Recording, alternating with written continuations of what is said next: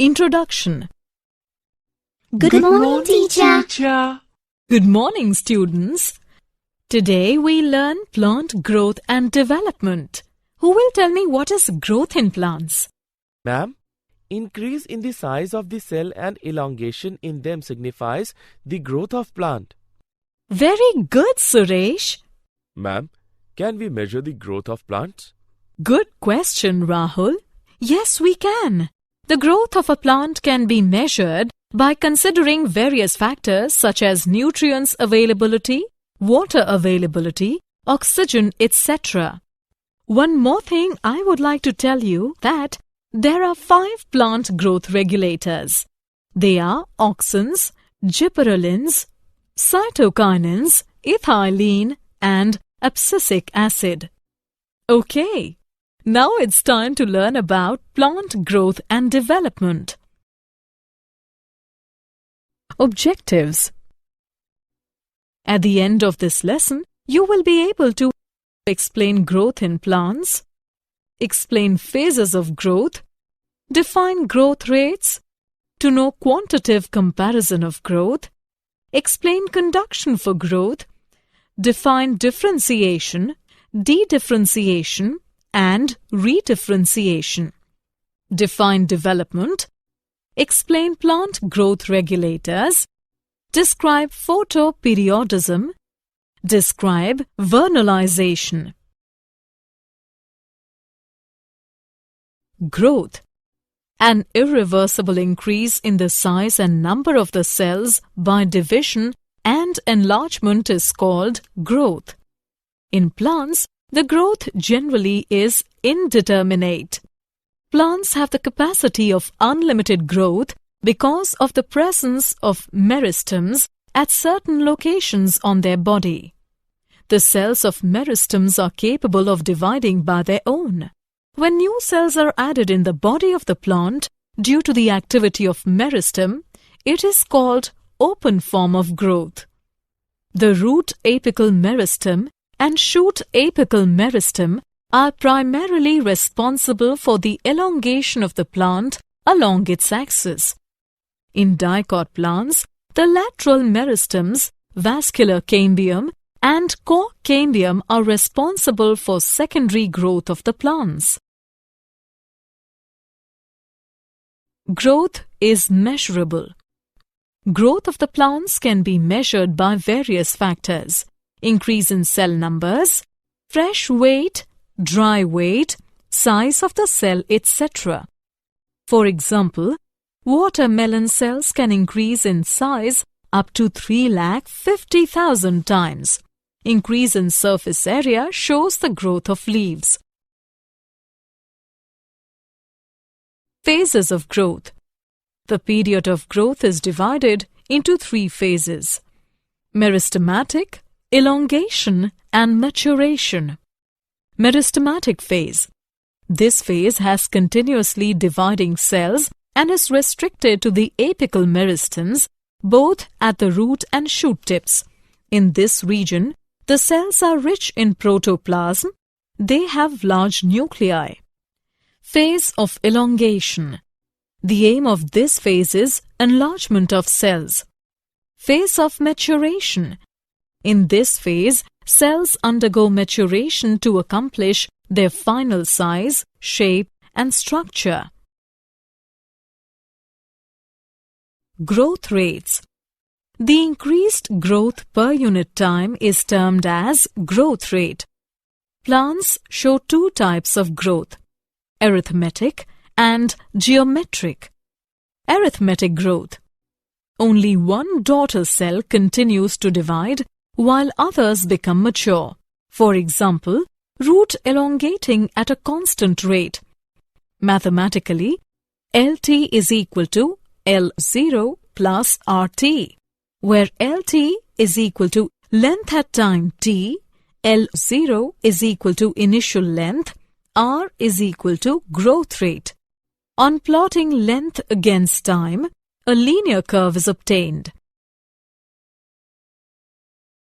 Geometric growth. Initial growth is slow, followed by a rapid increase in growth. followed by a phase where growth slows down. All cells, tissues, and organs typically show this type of growth. Mathematically, W1 is equal to W0 into exponent RT. W1 is equal to final size. W0 is equal to initial size. R is equal to growth rate. T is equal to time of growth. E is equal to base of natural algorithms. Quantitative comparison of growth. Two ways to compare growth quantitatively are absolute growth rate and relative growth rate. Measurement of total growth per unit time is called absolute growth rate. An absolute increase is shown in the areas of the leaves A and B to form leaves A1 and B1. Growth of given system per unit time is called relative growth rate. In the given figure, both leaves increase by 20 centimeter square, but a relatively greater growth has occurred in leaf A. Conditions for growth. The conditions necessary for growth are nutrients. Enough supply of nutrients is necessary for synthesis of protoplasm and act as a source of energy. Water. An adequate supply of water is essential for growth. It maintains cell turgidity, which enhances growth. It also provides medium for enzymatic reactions. Oxygen. It is vital for respiration and for release of energy.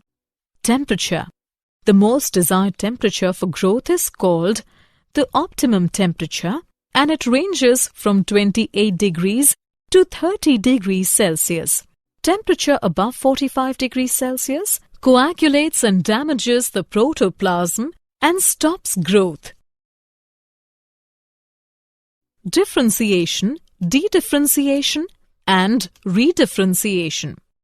Differentiation is the process by which meristematic cells undergo changes in the structure, shape, to perform the specific functions.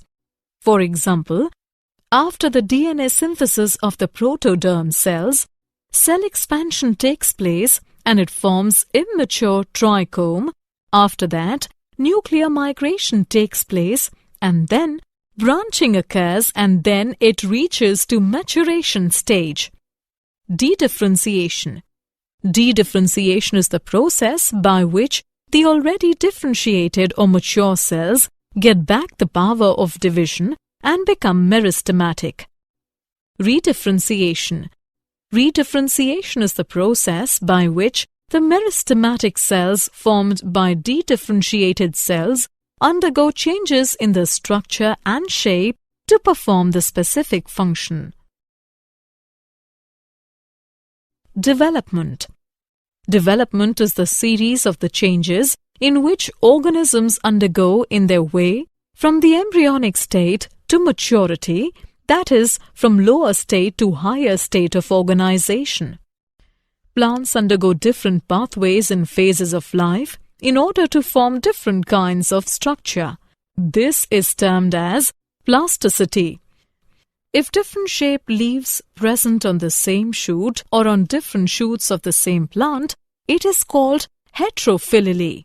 For example, water crowfoot, water startwort. Plant growth regulators. Characteristics. In all the plants, there occurs minute quantities of certain chemical substances that regulates growth and differentiation. These are called growth regulators. A growth regulator may be defined as an organic substance produced naturally in plants controlling growth and other functions at a site remote from its place of production in minute quantities. These are auxins, gibberellins, cytokinins, ethylene, and abscisic acid. The discovery of plant growth regulators. In the last 60 years, a large number of growth regulators have been isolated from plants. The first indication of their existence was given by Darwin 1880, who was studying the bending of the coleoptile of a grass towards light. He found that the light falling on the tip of the grass coleoptile causes some influence. This influence is transmitted downward and causes the coleoptile to bend towards light. F.W. went isolate oxen from the tip of the coleoptiles. E. Kurosawa reported the appearance of symptoms of Bacony disease of rice seedlings is uninfected rice seedlings when they were treated with sterile filtrate of fungus Gibberella fujikuroi. Gibberellic acid was later isolated from the fungus. The discovery of plant growth regulators. F. Skoog observed that callus proliferates in the tobacco plant only if, in addition to auxin, the nutrients are supplemented with extracts from the vascular tissue, yeast. Skoog and Miller later identified cytokinesis, a promoting active substance, and named it kinetin. 3 independent workers reported 3 different kinds of inhibitors in plants: inhibitor B, abscission 2, and dormin. Later, all the 3 inhibitors proved to be chemically identical and name it abscisic acid, ABA. It was found that volatile substance being released from ripened oranges leads to the ripening of unripened bananas, and that was confirmed by Cousins. Later, this substance was found to be ethylene. Physiological effects of plant growth regulators. Auxins. Indole acetic acid is the main natural auxin. Indole butyric acid is also isolated from the plants. Examples of synthetic auxins are naphthalene acetic acid, 2,4-dichlorophenoxyacetic. All these auxins are very useful in agricultural field. Physiological effects of auxin on plants. Suppression of lateral buds by apical bud is called apical dominance, and it is found due to transportation of auxin. Auxin stimulate cell division in cambium as well as in the primary meristems. Cell elongation is an important role played by auxins. Auxins have the differential action on shoot tip and root tip. Induce root formation at low concentrations. Prevention of leaf falls by suppressing the formation of abscission layer. Seedless formation of fruit is induced by auxins. It is also termed as parthenocarpy. Gibberellins. Gibberellins come under the category of plant growth regulator. Physiological effects of gibberellins on plants. Gibberellins cause stem elongation and leaf expansion but have no effect on roots. Gibberellins promote seed germination in lettuce, cereals, etc. Plants like pea, bean, tomato pepper, cucumber, lettuce and cabbage on treatment with gibberellins develop broader and elongated leaves. Gibberellins break dormancy of buds and tubers, but in root tubers, the application of gibberellic acid inhibits the development of root tuber. Gibberellin causes parthenocarpy in tomato, apple, etc. Cytokinins. Physiological effects of cytokinins on plants. In the presence of auxins, cytokinin stimulates cell division even in non-meristematic tissues. In parenchyma tissue culture, mitosis is accelerated when auxins and cytokinins are present. It breaks the dormancy of many seeds and promotes their germination. It also promotes the growth of lateral buds. Cytokinins delay the process of aging in plant organs by controlling protein synthesis. It also helps in accumulation of salt in plant cells. Ethylene. Physiological effects of ethylene on plants. It modifies growth by inhibiting the elongation of stem and roots. It inhibits the growth of lateral buds and causes apical dominance. It accelerates the abscission of leaves, flowers, and fruits by formation of abscission layer. It retards flowering in most plants but induces flowering in pineapple, mango, and many other plants. It increases the number of female flowers and fruits in cucumber plants. Abscisic acid. Physiological effects of abscisic acid on plants. It acts as a stress hormone as it stimulates the closure of stomata. It inhibits shoot growth but does not have much effect on roots. It induces seeds to synthesize storage proteins. It also increases the tolerance of plants to different kinds of stress. It acts as antagonist to gibberellins. Photoperiodism. The ability of plants to respond to the relative length of day and night to which the plant is exposed is called photoperiodism. The flowering response of the angiosperms falls into three categories. Short day plants. These plants initiate flowering when the length of the day becomes shorter than a certain critical length. If these plants expose for the length greater than the critical length, then they will remain vegetative. Example of short day plants are cosmos, dahlia, etc. Long day plants. These plants induce flowering when day length exceeds critical day length. Example of long day plants are barley, sugar, etc. Neutral day plants. These plants flower regardless of the exposure of light. Example of neutral day plants are sunflower, tomato, etc. Vernalization. Vernalization is a process in which plants expose to low temperature in order to increase the flowering. Many temperature plants have the requirement of vernalization in order to initiate or accelerating the flowering process. Many plant species include some ecotypes of Arabidopsis thaliana, and winter cereals such as wheat must go through period of winter. Many biennial species have the period of vernalization, which can vary in temperature. Did you know? Lateral root develops from pericycle. GA3 induces the mRNA synthesis for alpha amylase enzymes in allurone cells. Summary. Let's summarize what we have learned.